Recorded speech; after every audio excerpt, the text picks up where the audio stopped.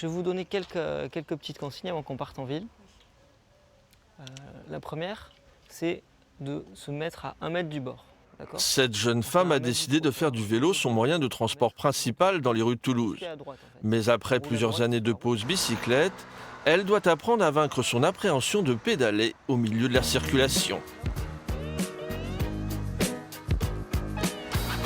Le dispositif s'appelle le coup de pouce vélo. Depuis des semaines, cet éducateur mobilité enchaîne les cours et distille trucs et astuces pour prolonger son espérance de vie dans le trafic urbain. Comme j'ai appris tard à faire du vélo, j'aimerais avoir plus d'astuces pour la circulation. Surtout parfois, il y a pas mal de bouchons sur le trajet et ça me stresse. Donc pour être plus à l'aise sur le vélo. On reste derrière, tranquillement, tout doucement. Regardez pas les poteaux. La séance dure 1 heure.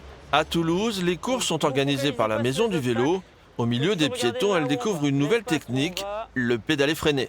Essayez de pédaler, de freiner en même temps, tranquillement, doucement.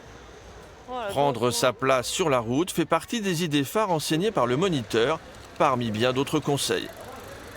On est un véhicule comme les autres, on peut être sur la route, on a le droit. Et c'est tant mieux et c'est très bien. Et essayer d'avoir les doigts sur les freins, parce que voilà, les doigts sur les freins, c'est vraiment la petite sécurité pour être toujours prêt à s'arrêter, etc.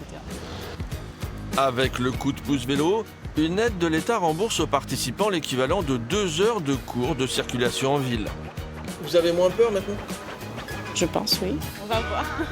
Oui, en tout cas sur le morceau de route qui est un peu compliqué, on l'a fait ensemble. Donc, il m'a donné quelques astuces pour le prendre plus sereinement. Pour les grands débutants, la Maison du Vélo organise également des formations adultes pour apprendre tout bonnement à faire de la bicyclette.